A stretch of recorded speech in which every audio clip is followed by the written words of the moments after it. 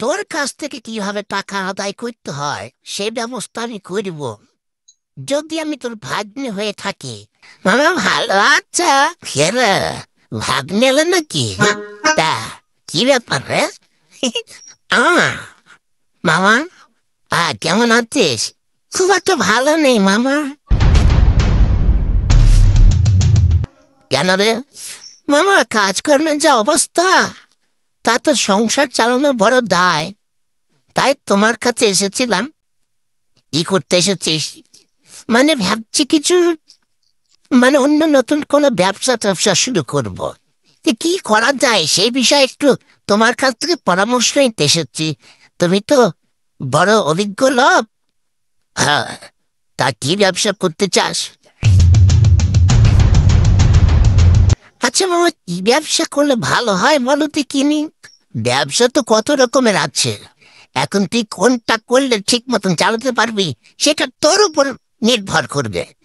আমি বলে দিলে তো হবে না। আচ্ছা মামা, মনে করো বাড়িতে যদি একটা মুদি দোকান দেই, আমার বাড়িতে তো আশেপাশে অনেক বাড়ি ঘর আছে, তাহলে কিরকম চলবা?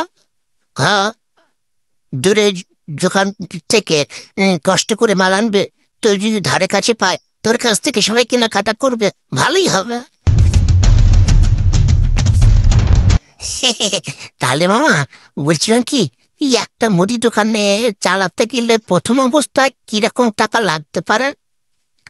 ওরে, মুদি দোকানের টাকার তো কোনো নেই, মানে যেমন তেল মাল কিনবি তেমন ব্যবসা ভালো করবি।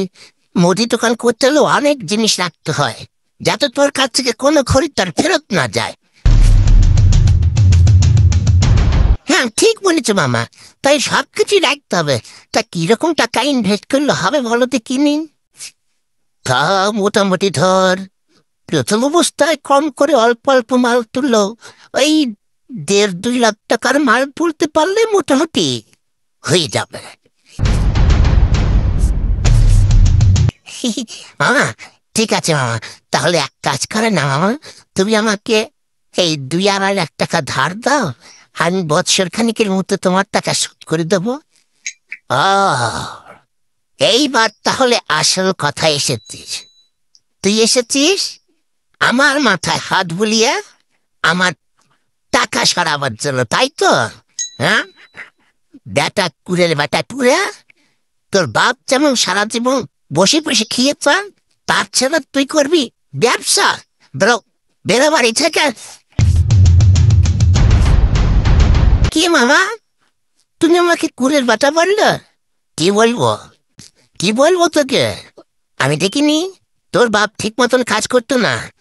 তোর বাপের কাছে আমার বোনকে বিয়ে দিয়ে আমার বোনের জীবনটা নষ্ট হয়ে গিয়েছে, তাই তার ছেলে তুই আর কত ভালো হবি?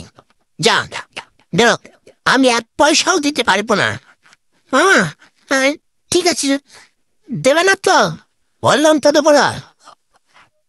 আর কোনোদিন আমার বাড়ির সীমায় যেন তোকে না দেখি। হ্যাঁ, যাও, বেড়ে যাও আমার বাড়ি।